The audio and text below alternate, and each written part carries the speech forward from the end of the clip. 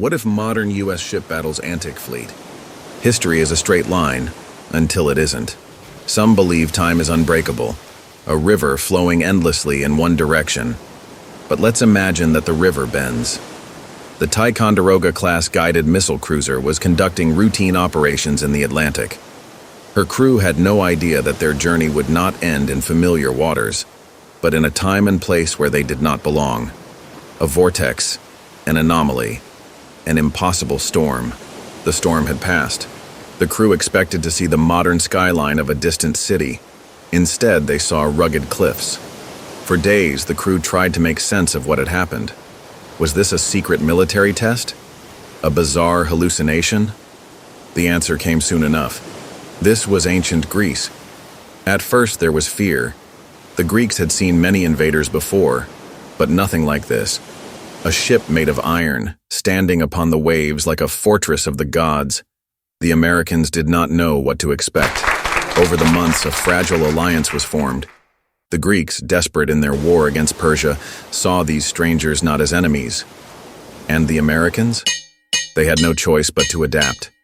They learned the ways of the ancient world. It was 480 BC. The Persian Empire, led by King Xerxes I, was at the height of its power. The invasion of Greece was underway. The Battle of Thermopylae had already been fought.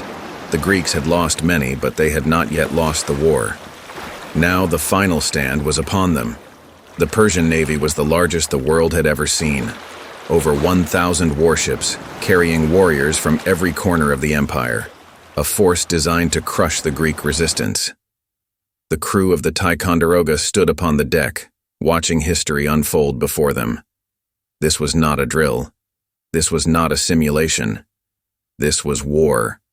And history was about to change forever. The sea exploded into chaos. Greek triremes rammed into Persian galleys. Warriors clashed in desperate battle. Fire arrows rained from the sky. The Greeks fought with everything they had, but they were too few. The Persian fleet was too large. And in that moment, a decision was made. The warship would fight. The first strike came from the 5-inch deck gun.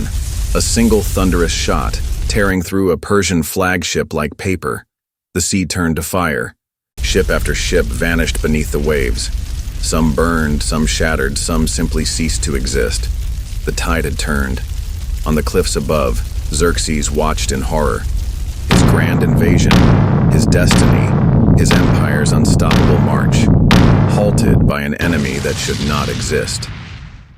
Phalanx Close-In Weapon System, CIWS turrets roared to life. 20-millimeter Gatling cannons, firing at a terrifying rate of 4,500 rounds per minute. The incoming fire ships never stood a chance. Harpoon missiles locked onto their targets, striking Persian flagships with pinpoint precision. And then, the final blow. Tomahawk cruise missiles, their warheads raining fire upon the sea. And then, silence. The battle was over. The Persians were broken. The Greeks stood victorious, but their victory had come at a cost. History itself had been rewritten. As the smoke cleared, one Greek soldier stepped forward. He looked at the steel fortress that had saved them, and then he fell to his knees. His voice trembled as he spoke just 3 words. "You are gods."